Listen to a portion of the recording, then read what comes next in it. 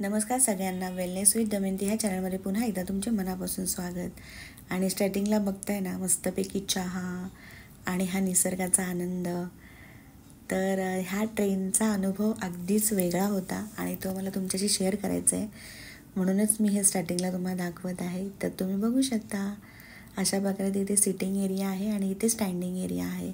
उभं राहून आपण इथे मस्तपैकी निसर्गाचा आनंद घेऊ शकतो आणि मन भरून आपण जवळून निसर्ग बघू शकतो. अशी मोठी काच आहे, पूर्ण ट्रान्सपरंट, खूपच छान.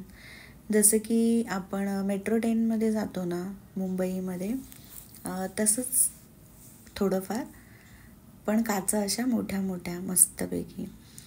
तर असं हे आहे. तर तिथे उभं राहून मी मस्तपैकी निसर्गाचा व्हिडिओ तुमच्यासाठी काढलेला आहे. तर चला, तर माझी पुणे ट्रिप तुम्हाला सांगते कसं काय.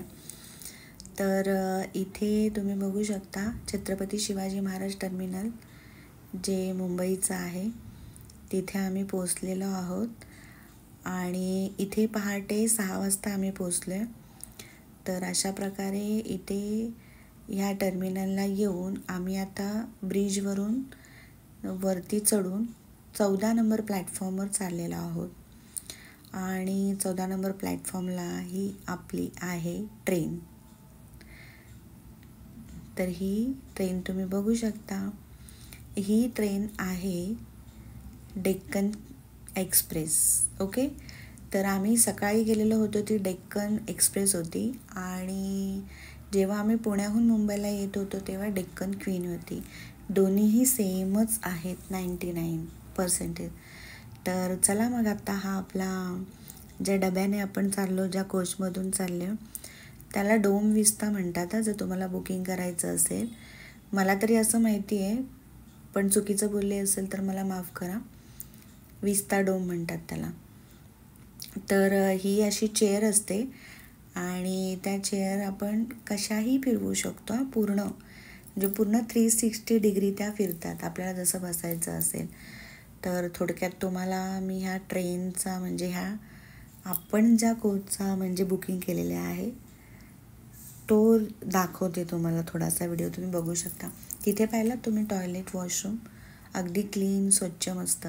आणि इथे जेव्हा आपण त्या कंपार्टमेंटमध्ये येतो ना, डब्यामध्ये येतो, तर स्टार्टिंगला तिथे आपल्याला लगेज ठेवायला केलेला आहे. असा हा बाहेरून आपला दिसतो डबा. तर ही अशी ट्रेन आहे. अशी आपण एंट्री केली, इथे बघा, तुम्हाला पुन्हा दाखवते. तर हे असं साईडला, दोन्ही साईडला आपले लगेज ठेवायचं आहे. आणि हा संपूर्ण असा हा आपला एक कोच म्हणजे डबा आहे, जो आपण बुक केलेला आहे. तर अशा प्रकारे ह्या एकदम सिटिंग खूप छान केलेल्या आहेत चेअर. अगदी ना, म्हणजे काय सांगू तुम्हाला, म्हणजे एकदम बाहेरगावी गेल्यासारखा. थोडक्यात सांगू तुम्हाला, अगदी स्वित्झर्लंडला फिरतोय असा फील होता. तर मला असं वाटते ना, आयुष्यामध्ये ह्या छोट्या छोट्या गोष्टीचा आनंद आपण घेतला पाहिजे. तर तुम्हीसुद्धा गेला नसाल तर नक्की या विस्ता डोम की डोम विस्ता असं काहीतरी म्हणतात, ते मुलीने ॲक्च्युली बुकिंग केलं होतं ना माझ्यासाठी. सरप्राईज होतं ते, त्यामुळे मला ते कन्फर्म नाव येत नाही आहे, तर मला सांभाळून घ्या. विस्ता डोम की डोम विस्ता असं काहीतरी म्हणतात. तर तुम्ही ते सर्च करू शकता गुगलवर. जेव्हा सर्च कराल ना, किंवा यूट्यूबला पण खूप जणांनी ते टाकलेलं आहे. तर अशा प्रकारे प्रवास करतानाचा पूर्ण निसर्ग थोडासा व्हिडिओ मी तुमच्यासाठी कॅप्चर करते. तर तुम्हीसुद्धा माझ्यासोबत या व्हिडिओमधून निसर्गाचा आनंद घ्या. आणि मित्रमैत्रिणी, मी तुम्हाला सांगू ना, जेव्हा खंडाळा घाट येतो ना, तो बापरे, म्हणजे त्या ट्रेनमधून तो जेव्हा घाट मी बघत होती ना खाली, कारण की एकदमच ट्रान्सपरंट ना काचा, तर एकदम पूर्ण ती अशी दरी दिसत होती आणि इतकं वाववालं फिलिंग येत होतं. खरंच खूपच छान एक्सपिरियन्स होता हा. तर अशा प्रकारे आपला खंडाळा गेला, लोणावळा गेला. आणि हे लोणावळ्यानंतरचं मी थोडंसं कॅप्चर केलेलं आहे. तर असा तिकडे हा निसर्ग आहे. इथे शेती वगैरे दिसतात आणि खूप साऱ्या बिल्डिंग्स पण दिसल्या, म्हणजे छान वाटलं असं. असं कुठे आपण गावाकडे जातोय असं नाही वाटलं, की शहरामध्येच प्रवास करतोय असं वाटलं. आणि जाता जाता खूप साऱ्या म्हणजे छोट्या छोट्या नद्या दिसल्या आणि नंतर ना मध्येच एक अशी खूप मोठी नदी होती. तर ती बघण्याचा तर एक्सपिरियन्स मी तुम्हाला सांगू ना, मला खूपच भारी वाटलं. म्हणजे ती अशी बाजूला नदी आणि लगेचच बाजूला हे बघा मी अशी बसले, तर एकदम त्या नदीवरून मी चालते आहे आणि इतकं सुंदर शांतपणे ती नदी वाहते आहे. आणि ती झाडं पण आजूबाजूला होती ना, ती एकदम मस्त, खूपच हिरवीगार. म्हणजे हा खूपच सुंदर अनुभव होता मित्रमैत्रिणींनो.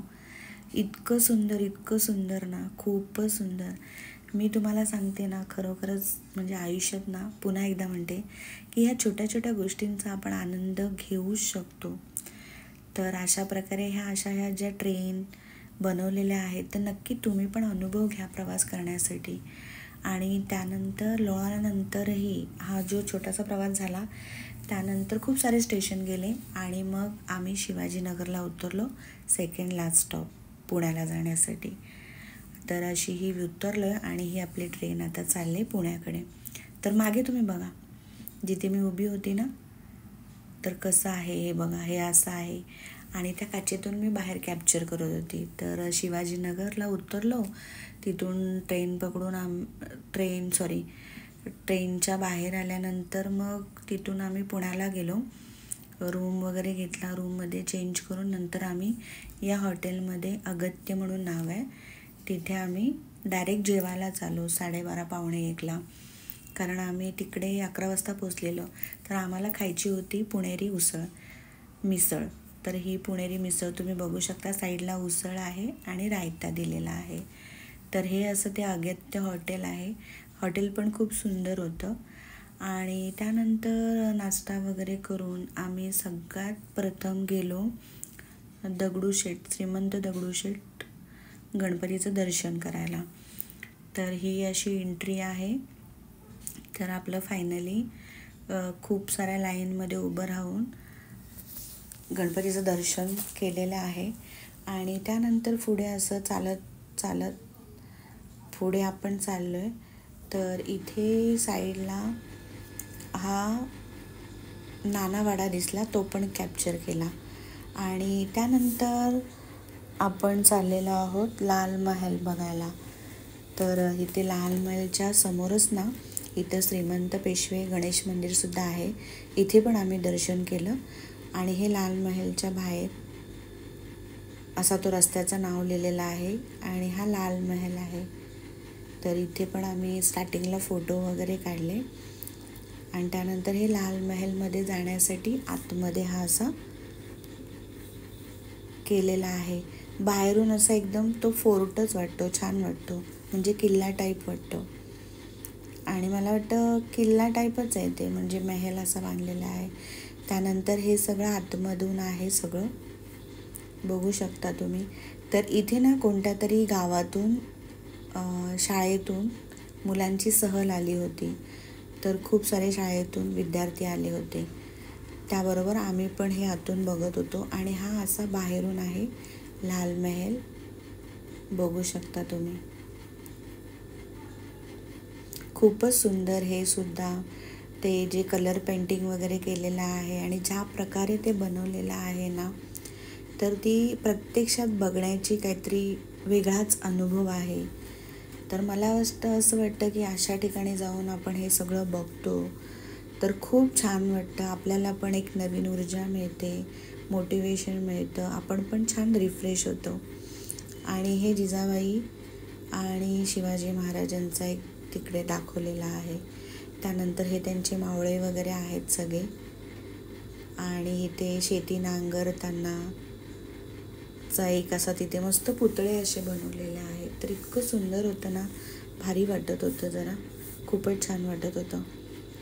आणि तिथून अगदी पुढे 5 मिनिटावरच ना शनिवार वाडा आहे. तर इथे आम्ही शनिवार वाडा बघायला आलो.